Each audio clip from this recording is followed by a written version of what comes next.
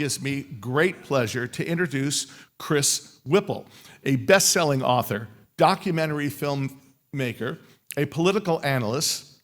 Whipple has been called, quote, an indispensable observer of American power. He is the author of most recent of the headline making The Flight of His Life Inside Joe Biden's White House.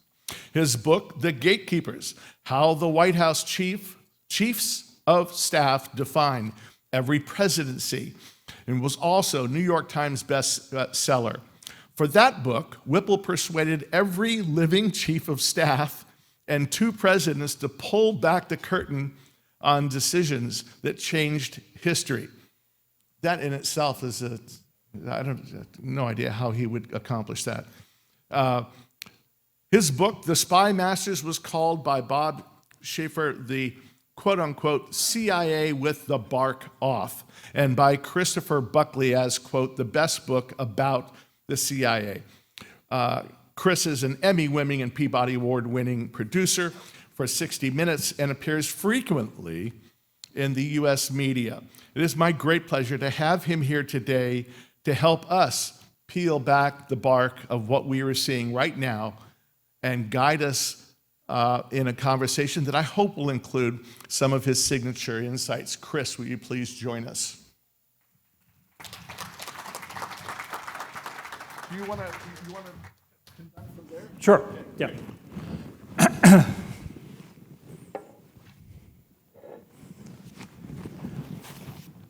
Thank you. Thank you for that wonderful introduction. Pleasure, yes. Thanks so much, Your Royal Highness, Paige Peterson, and John, and everyone at the National Council of U.S. Arab Relations. I'm lucky to be part of an amazing panel this morning. So please join me, Charles Glass, Judith Miller, and Dr. Abderrahim Foukara.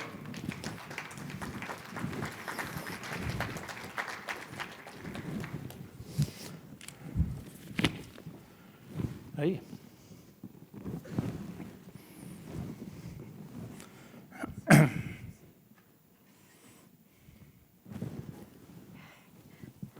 As I say, this is an amazing panel, and I feel I'm lucky to be here with them. My experience covering the Middle East came a long time ago as a cub reporter for the old monthly Life magazine. Back in the 80s, I made several trips to Beirut, and one visit came right after the bombing of the American embassy and just before the bombing of the Marine barracks in 1983.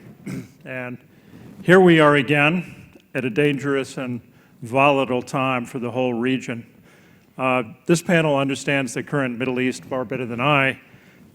Judith Miller, I'll begin with you, is an adjunct fellow at the Manhattan Institute, a City Journal contributing editor, a best-selling author, and a Pulitzer Prize-winning investigative reporter, formerly with the New York Times. In 2002, she was part of a small team that won a Pulitzer for explanatory journalism for her January 2001 series on Osama bin Laden and al-Qaeda. Since 2008, she's been a commentator for Fox News, speaking on terrorism and other national security issues, the Middle East, U.S. foreign policy, and the need for a delicate balance between protecting national security and civil liberties in a post-9/11 world. She is the author of many books, including a memoir, The Story, A Reporter's Journey. Charles Glass is a writer, journalist, broadcaster, and publisher who's written on conflict in the Middle East, Africa, and Europe for the last 50 years. He's a fellow with New America's International Security Program. He's the author of many books. His latest is Soldiers Don't Go Mad, a story of brotherhood, poetry, and mental illness during the First World War. Charles's journalistic career began in 1973 at the ABC News Beirut Bureau. For his reporting and investigative work, he's been honored with the Overseas Press Club Award and George Foster Peabody Award. Dr. Foukara is Al Jazeera's United States Bureau Chief. Abderrahim is easier. Okay. and host of Min Washington, one of the Arab world's most successful and influential shows. Min Washington offers Arab viewers in-depth analysis of U.S. affairs and their impact on North Africa and the Middle East. Dr. Foukara has also appeared as a commentator on Face the Nation, CNN, and NPR. Prior to joining Al Jazeera in 2002, he was senior editor of AlAfrica.com, one of the world's largest providers of African news and analysis. He moved to the United States in 1999 from London, where he worked at the BBC for 9 years. Born in Morocco, he holds a PhD in apartheid studies. So, welcome. Thanks for joining me. And let me start with you, if you don't mind, and the seismic political event that's about to take place, a second Donald Trump presidency. You were eloquent on this last night, and I'm sure everybody wants to hear more. Trump has promised to end wars everywhere, including the Middle East. What effect will his presidency have on the war in Gaza and Lebanon, for that matter? Thank you. Before I answer that, Judith and I conspired last night to start with a little sketch By all means. about the truth. And we were talking about A Few Good Men, the movie with Jack Nicholson. So Jack Nicholson, Colonel Jessup in the movie, has been summoned to as a witness to court in Washington, D.C. Lieutenant Caffey is questioning him, and then he goes, Colonel Jessup, the truth, you can't handle the truth. You want me on that wall. You need me on that wall. So you need us on this panel. We cannot handle the truth as journalists, as you know, always. On the more serious issue, levity aside, of what the Trump administration may mean for our region, for the Arab region. Obviously, it's hard to predict exactly what he's going to do. We know that there are parts of the Arab world that feel a little bit, hopeful, just a little bit hopeful. We know that there are other parts of the Arab world that are very jittery about a second Donald Trump administration. But what's interesting for me is that the Middle East, the Arab region that is spent many decades protesting US policy on Israel-Palestine. And it's interesting that more recently, the opposition has been just as vociferous, in some cases even more vociferous here in the United States. We've seen a lot of protests, not just by Arab Americans in Detroit, Michigan, but across the United States.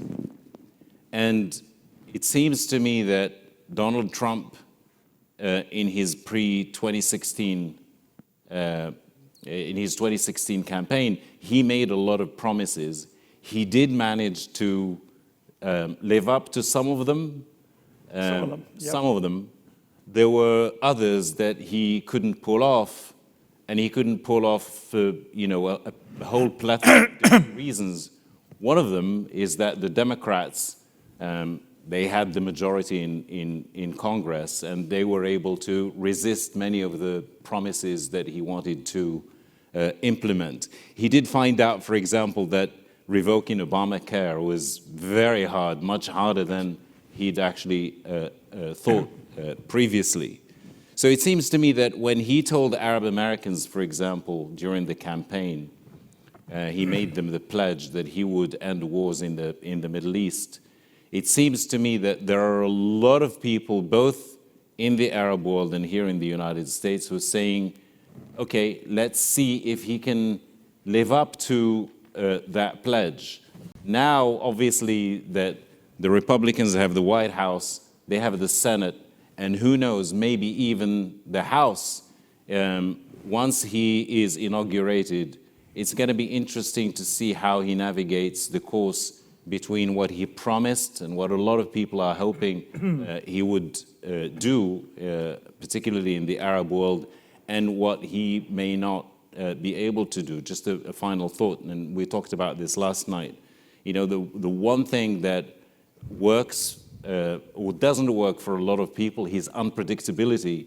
It seems to be working for some people now, and they're betting on the element of unpredictability in Donald Trump to deal with at least some of the thorny issues, top among them, Benjamin Netanyahu, the Prime Minister of Israel. Yeah. Well, let me throw this to Judith. Judith, it seems to me that I'm fascinated by this notion of Trump's unpredictability, because it seems that when it comes to the Arab world, he is so far utterly predictable. I mean, this is a guy who is regarded, I think, as willing to give Benjamin Netanyahu a blank check to proceed as he wishes. This is someone who has selected an ambassador who says that there is no such thing as a Palestinian, Mike Huckabee. In so many ways, this seems predictably pro-Israel and anti-Palestinian. But what do you think? Well, I think the thing about Donald Trump is that anyone who makes a prediction about what he's likely to do is likely to be wrong. Yes, he's predictable, but when personality affects policy to such an extent and perceived slights can turn an individual, put the individual from the Gold Star Department into an evil character, it's very hard to predict what he's going to do. I think the perception that he's going to give Bibi Netanyahu a blank check is at odds with his other commitment, which is to end wars. We have had reports in the press that of course, Bibi Netanyahu was the first foreign leader to call Donald Trump to congratulate him. That should not surprise anyone in this room. But he also said to him, end this by January 20th. Now, what this is in the eye of perhaps the beholder. This reminds me of Richard Nixon's secret plan to end the Vietnam War. End the Vietnam War, exactly. Which dragged on for another 8 years. I do know from reporting that I've done about the people around Bibi, I think they pretend to be thrilled. I think they are just as worried about what Donald Trump may do as people in Riyadh and Amman and Cairo. I know, in fact, I would even say that leaders in Cairo and the Kingdom and the UAE may be a little bit less apprehensive than Tel Aviv at the moment about what Donald Trump may do, because Donald Trump firmly believes that the Dow determines all, and that a strong economy and a good economy is super important to him, and war is bad for that. So end this by January 20th, for me, makes me very apprehensive about what's going to happen in between now and January 20th. And we have no idea what comes next. I mean, the people he's chosen so far, Rubio for Secretary of State, for example, Rubio has very firm views has had very firm views until he changed them. So did Rex Tillerson. That's right, until he changed them. But here's the thing. Rubio also and Donald Trump also have one thing in common, and this has been consistent. They have been very, very suspicious and hardline towards Iran. And as far as I'm concerned, that skepticism is not only warranted, but long overdue. And I think the Iranians have gotten the message, which is why, for example, we have yet to see an Iranian response to the latest Israeli response to the Iranian response. In other words, I'm not going to make any predictions, but I do think that the supposed glee in Tel Aviv is overstated, and that as it is in the Arab world as well. No one knows what he's going to do. I might just add to that. I've been working on a book on the current campaign. God help me. And one of Trump's advisors said to me several months ago, "Oh, we're not worried about Bibi. Trust me. Bibi will not do anything to negatively affect the campaign." Anyway, Charles, let me bring you in. You were in Lebanon, I think, in August through October. Let's broaden this a little bit and talk about what you think what the war in Lebanon portends for the region. Well, what it portends for Lebanon is what's happening in Lebanon every day, which is a kind of mini version of what's happening in Gaza. Mass murder, destruction of churches, mosques, schools, hospitals, devastation of the infrastructure, possible fulfillment of Yoav Gallant's promise to send Lebanon back to the Stone Age. And that's not a good thing for Lebanon, probably not a good thing for the other neighboring countries that will have to live in fear of Israel doing the same to them if they get out of line. The major regional fear, of course, is that Israel will drag the United States into a war with Iran, which I don't think any American wants. And I certainly hope our next president doesn't want, but we don't know. And also we know from the experience of the last year and a half that American attempts to restrain Netanyahu are futile. I mean, today we've just learned that the 30-day deadline for allowing humanitarian relief in Gaza has passed, and nothing has happened. The State Department is saying, actually, they've complied when they clearly haven't complied, and so there will be no sanctions. So without sanctions, there are no restraints, and Netanyahu can do exactly as he likes. Yeah, please. Can I add something? Please.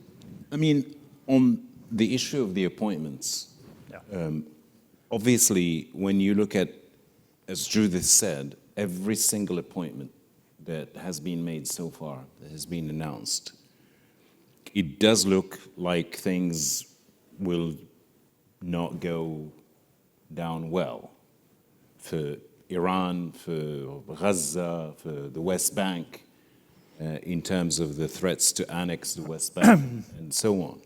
Or as Mike Huckabee would say, Judea and Samaria. Right. But, there's a distinction, I think, to be made here. If the reports that say that Donald Trump appoints people on the basis of loyalty rather than expertise, one conclusion from that strand of thought would be these people will be doing what Donald Trump wants to do rather than what they want to do, in the case of Rubio and Iran, for example.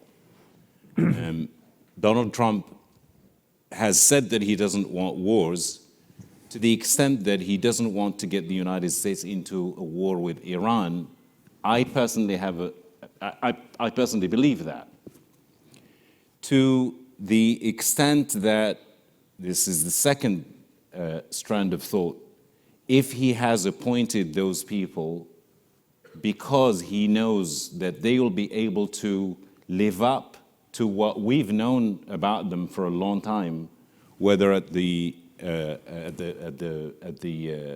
State Department, at the Pentagon, at the CIA, then obviously things will get extremely dicey. But it has to be remembered that Donald Trump spent 4 years in office, and then he spent another 4 years trying to get back into office. I don't know how significant this is to all of us, but to me, when I look at the Donald Trump of 2024, he's not the Donald Trump of 2016 in terms of how vociferous he was about everything that he talked about and dealt with. It seems to me that there is some degree of mellowing. There's also some degree of age fatigue. Really? He's 78 now, and I know I'm an ordinary mortal, You know, for people in power like that, 4 years is probably 40 years, is the equivalent of 40 years in my life. So all these factors probably percolate in the starting point we had here, which is it's extremely hard to know for sure at this particular point in time which way Donald Trump's wind is going to blow on any specific issue in the region across the board. I think that's undoubtedly true. I think you could also argue that he's more volatile and short-fused than he was in 2016. I don't see any evidence of mellowing, frankly, from where I sit. But let's talk about, what about Trump's famously close relationship with MBS? You know, the Biden administration had a kind of a grand design, a grand bargain that they wanted to achieve prior to October 7th, in which the Saudis would recognize Israel and in return for some real commitment to a two-state solution. Is this now a dead letter? Is this now impossible, or is it conceivable that Donald Trump, with his relationship with MBS, could somehow achieve something like that? What do you think, Judith? You know, I think that no one would have predicted that Donald Trump won in the first administration would have done the Abraham Accords. I think that came as a huge shock to a lot of Middle East experts. And I think that the Saudi component of that is critical to expanding the Abraham Accords. And everyone has been, you know, the Biden administration spent 4 years trying to get it done and couldn't. Then we had October 7th and the bombings. And now the Saudi position is actually hardened. It's shifted. It used to be that the price of the Abraham Accords, accepting them and joining the Accords, was going to be a path to a statehood for the Palestinian people. Now, according to the interview that MBS gave a couple of days ago, it's an actual state. Well, anyone who has been in Israel lately or has done any reporting or reads any newspaper knows that that is completely off the charts. So it seems to me that the Saudis have made a rather odd calculation that this is the time to double down. Now, I understand that, given what's gone on in Gaza and now in Lebanon, as Charlie told us. But the fact of the matter is, this is not a time for Saudi Arabia to double down, because if there's going to be enhanced tension with Iran, the Saudis and the need to shore up their defenses will become all the more important. And therefore, this is the time for flexibility and a little strategic ambiguity on the part of the kingdom, which is why I'm a little surprised by the kind of doubling down. I understand it, given what's going on in the rest of the region, but in terms of Saudi interests, Saudi Arabia needs Israel to defend it against Iran. That is the hard, miserable calculation of the Middle East, and it needs the United States to do that as well. And Saudi Arabia cannot afford, at this point, to alienate Donald Trump. One other thing about this agreement, and that is, I'm not sure, even if Donald Trump has a Republican Senate, a majority of Republicans in the Senate and perhaps in the House, we still don't know, that the Saudis will be able to get what they also want, which is a defense treaty with the United States. I'm not sure you can get that through, even a Republican Senate. So there are a lot of unknowns at this part, but I must say I would love to be in the kingdom right now, because I'd love to talk to people about the calculation that has gone into the recent statements and the hardening of the Saudi position. Charles, what do you think? Could we see Jared Kushner back in the White House as a special envoy? Well, you're asking the wrong question. You should ask people who live here. I live in Italy, and I live part of the year in Lebanon. Yeah. So I'm not really an expert on what's going on in the White House. I do know that Jared Kushner made the, to me, entirely obnoxious statement that there's good, valuable beachfront property coming up in Gaza, which, I mean, to me is disgusting. So ethnically cleanse the north of Gaza so that he can build some hotels and Mar-a-Lago golf courses. That's Jared Kushner. So how close he's going to be to his father-in-law and how this is going to play out for him, I don't know. He has said he's not going to be involved, and he's not going into an administration. He's not going to be involved. We'll see. I mean, he's bought this island, Yeah. But clearly he could be if he wanted to be. Yeah. Well, I think that, but knowing Kushner slightly, I spent some time talking to him during the first administration.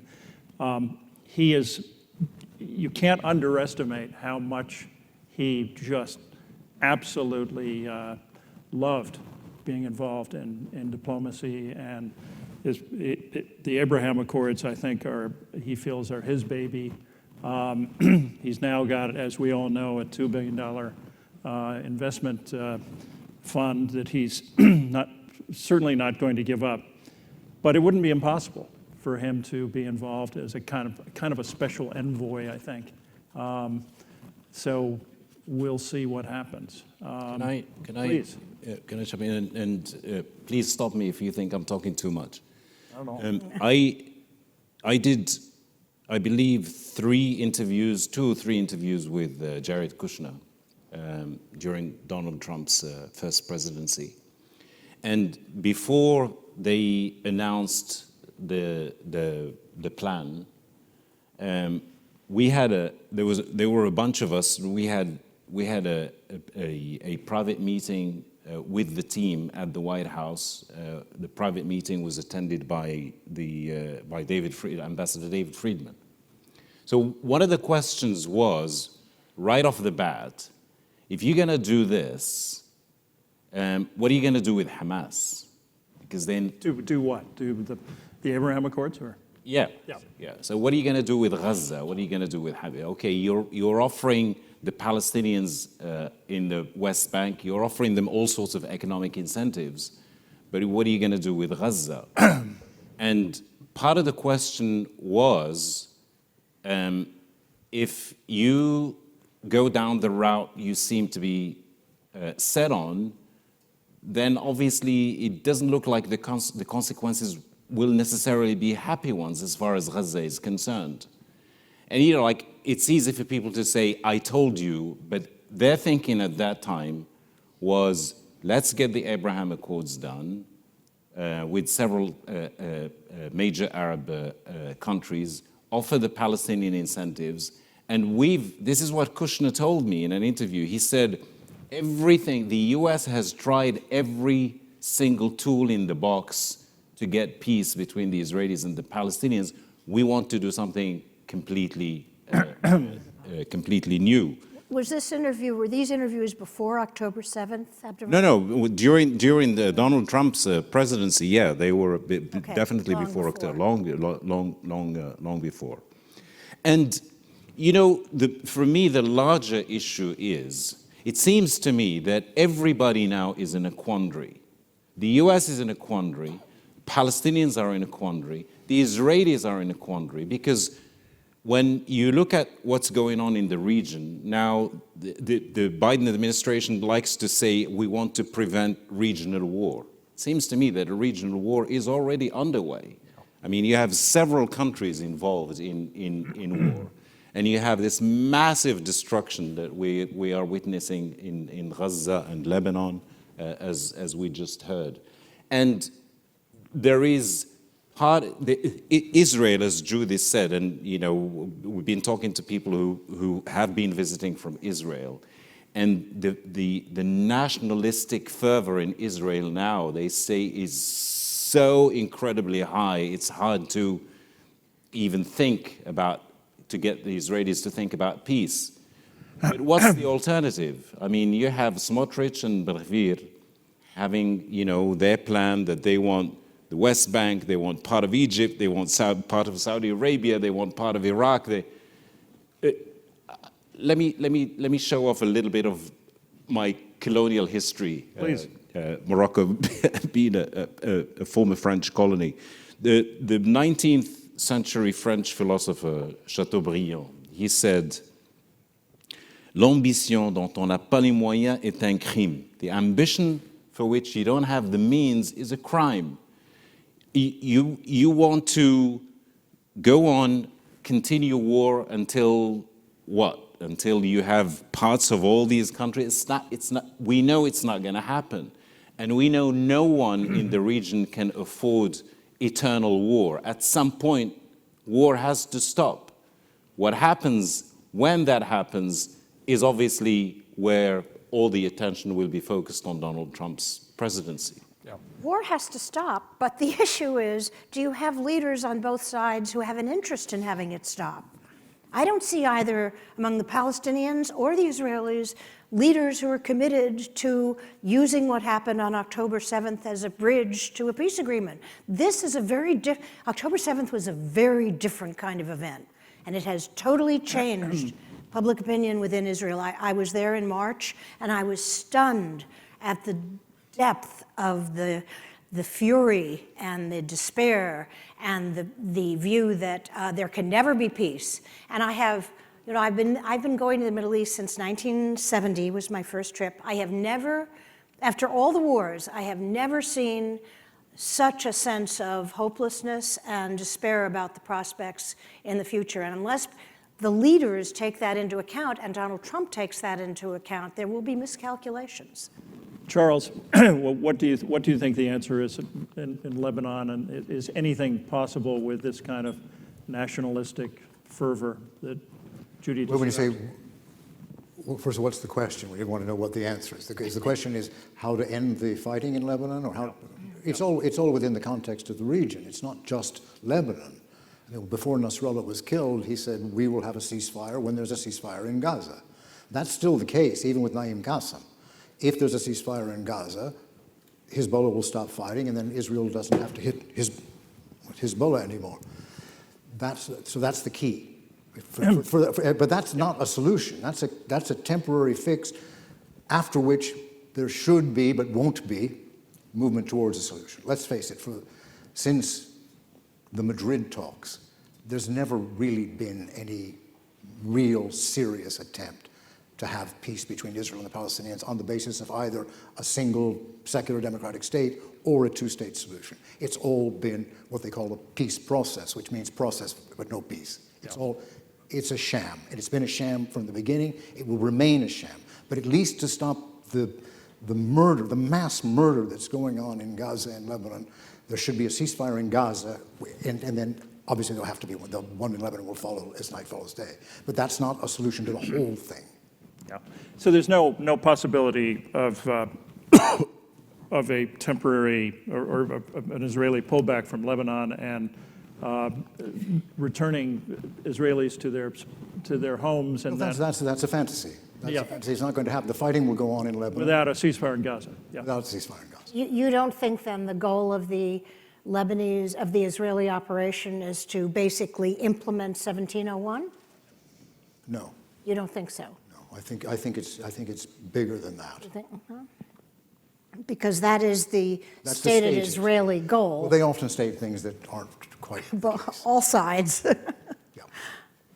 Well, I hope we can open this up to questions if anyone has any. I think we have a wealth of experience and knowledge here, and we'd really like to hear, and as well as in the audience. So we'd love to hear questions if anybody has one.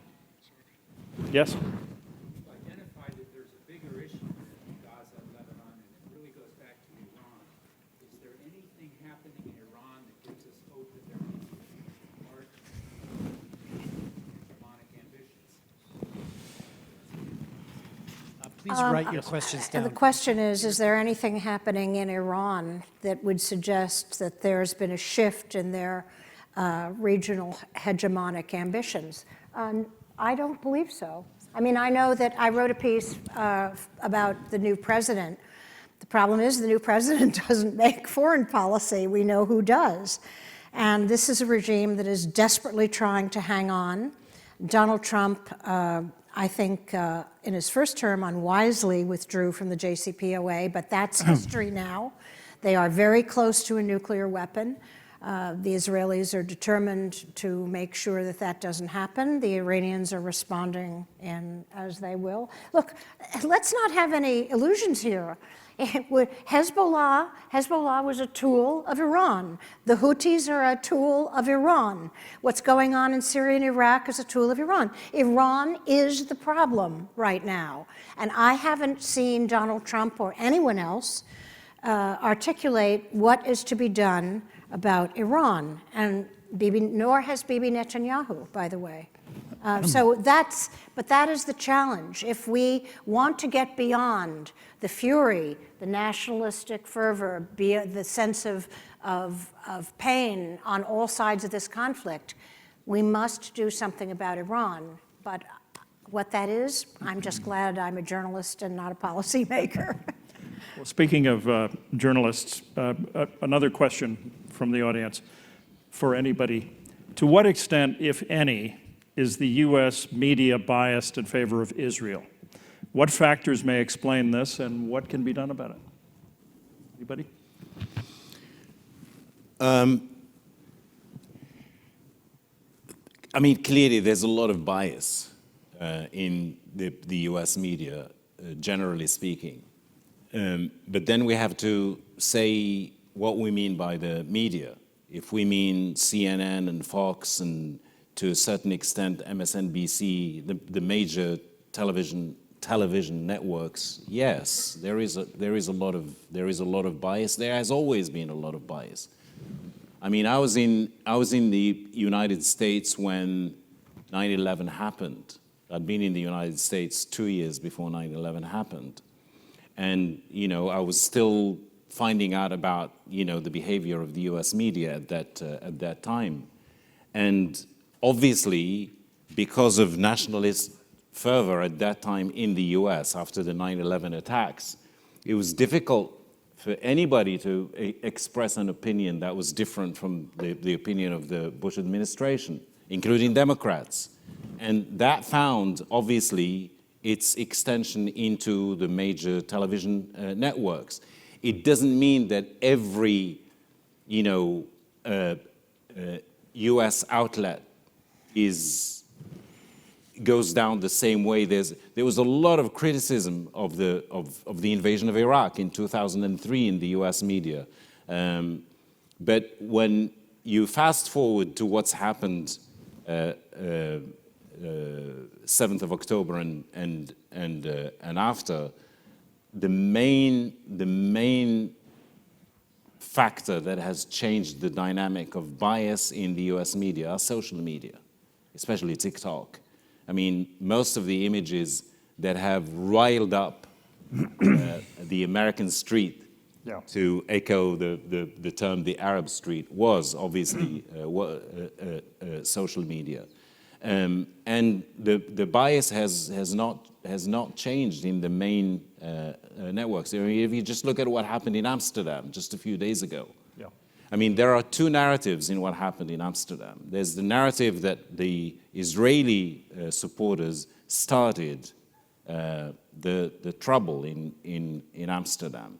But what we saw here in the United States was principally that it was not, that they were aggressed by others in Amsterdam.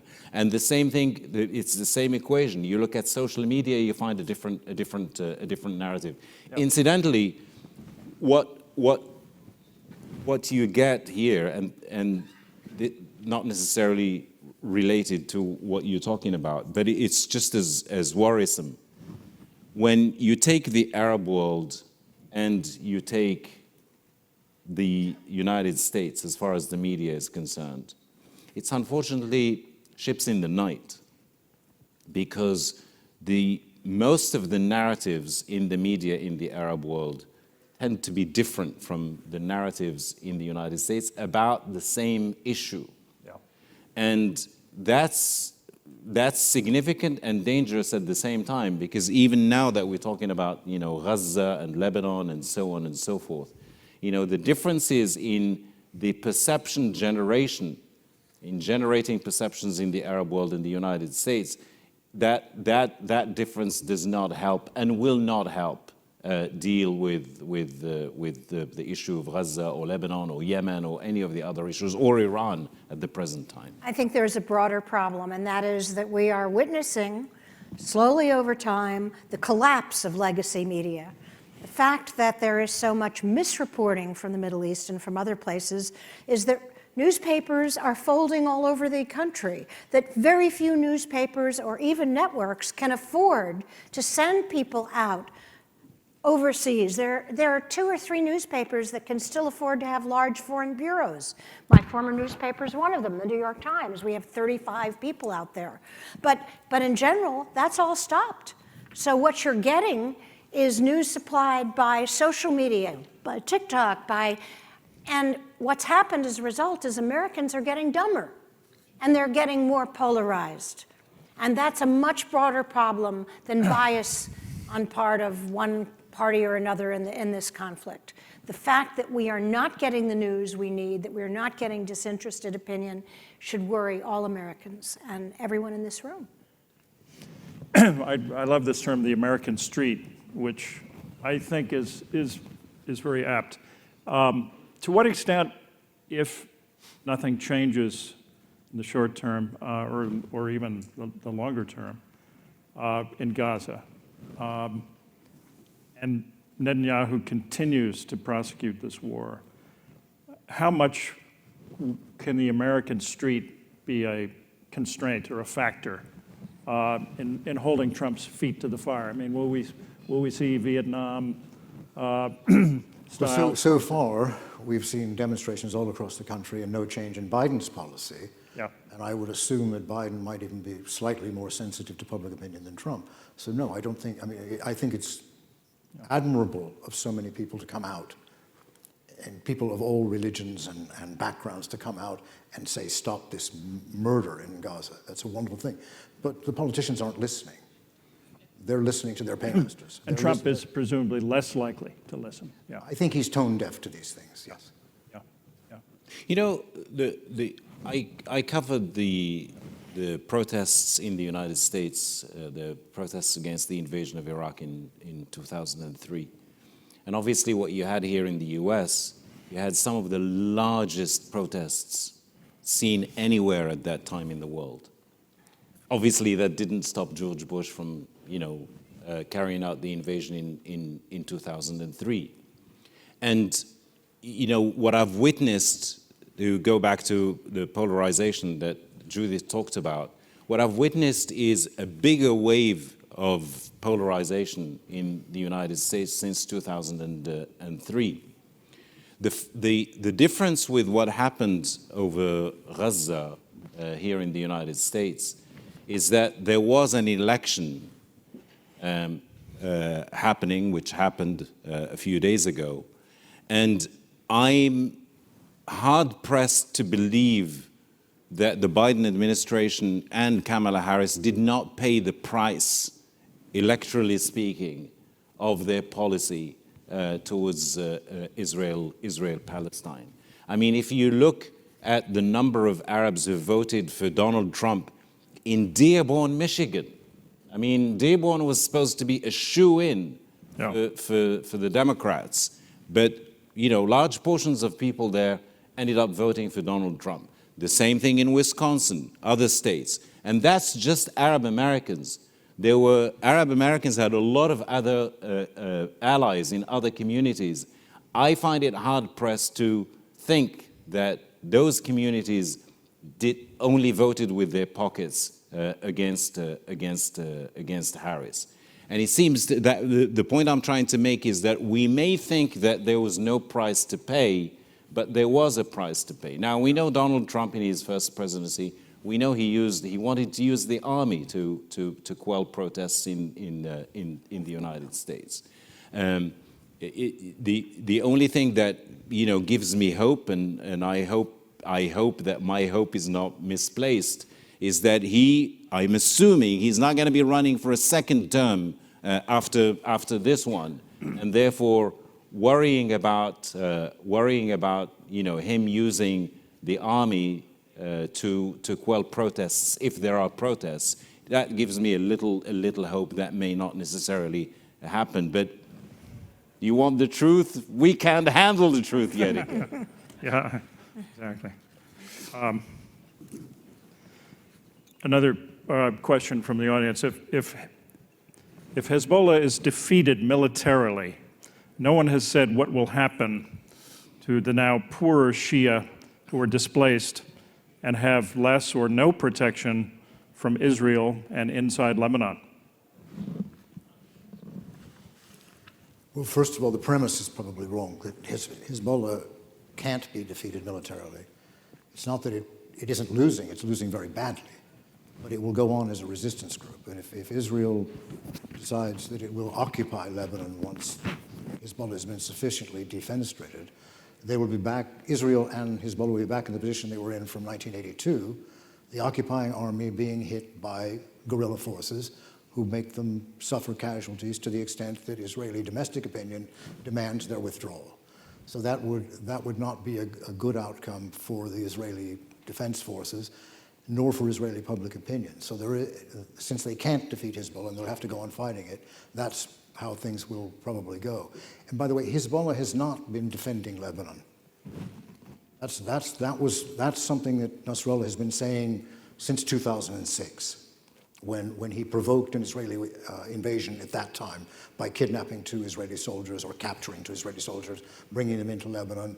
And then we saw, and I was in Lebanon at the time, how Israel devastated Lebanon, blew up the entire infrastructure of the country, hit every bridge in the country. Then, when it was all over, Hezbollah was seen as heroic. They'd beaten the Israeli army to a standstill, which no Arab army had ever done, et cetera, et cetera, et cetera. However, because of what had happened to Lebanon, Nasrallah himself apologized and said, I didn't realize what they would do in return. I thought I was still acting within the rules of engagement. But then comes October 8th last year, and he does the same thing again, and he provokes this.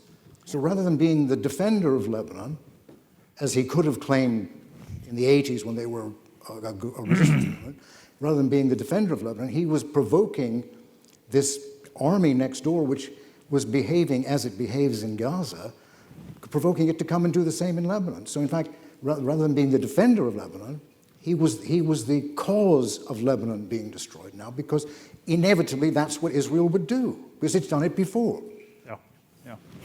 Yeah. Another question from the audience. Why is the U.S. media not distinguishing between anti-Israel government policy versus anti-Semitism? There's a difference. Isn't it? I think people do write about the difference between the two. I think they are. I think it's fairly clear. I know that the Israeli propaganda likes to paint every criticism of Israel as anti-Semitism, but I don't think people buy it so much anymore. There are just too many dead children in Gaza.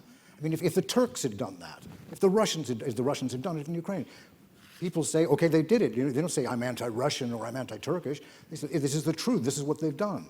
So it's not anti-Semitism to point out what they're doing to Gaza. And I think most people now understand that. Yeah. You think so? You know, so? You agree? When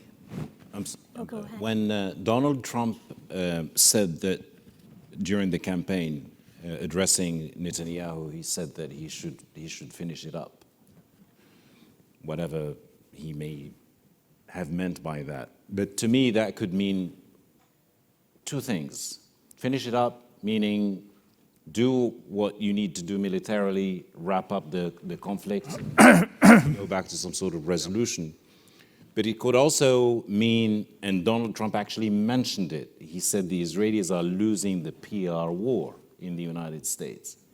And it seems to me that part of that loss is what we've just heard now. More and more people, even among the Jewish American community, are beginning to see the difference between being critical of Israel and being anti-Semitic. Yeah.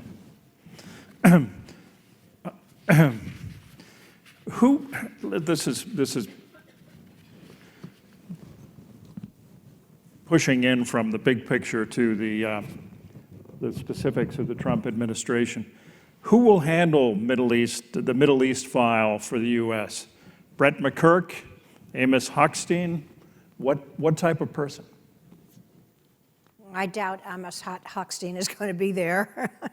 I don't think anyone from this administration is going to be there. He's going to have his own people. They will try their own approach.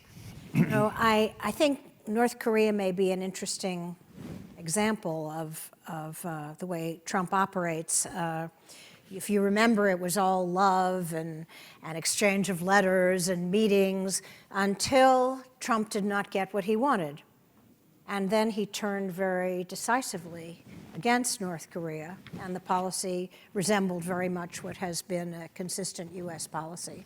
So I think it's difficult to say what's going to happen. On anti-Semitism, I want to make one point, and that is that anti-Semitism has been rising not only in the United States, but throughout the world, especially in Europe, long before October 7th. We've seen the numbers go up and up and up, and I think it's much more a reflection of this populist right-wing movement that is sweeping not just America, but the world. I mean, especially Europe, whether you're talking about Hungary, Poland pushed back after the Russian invasion of Ukraine, where I've spent a lot of time lately.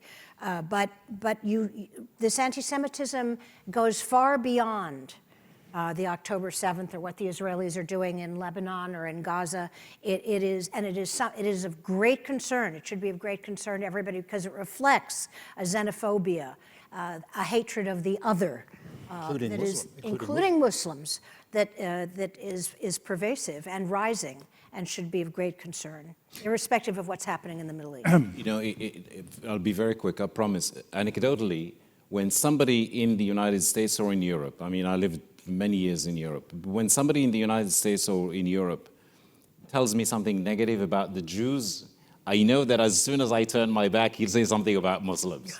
So, like the two are tied together. Yeah. Yes. Yeah. Right. Are we going to see another attempt at a so-called Muslim ban? I mean, this was Stephen Miller's baby during the first administration. Didn't go down very well. But once again, we just don't know. I mean, I love all the pundits who now say, oh, it's so clear that Trump was going to win. It was so clear. That's not what they were saying 3 weeks ago.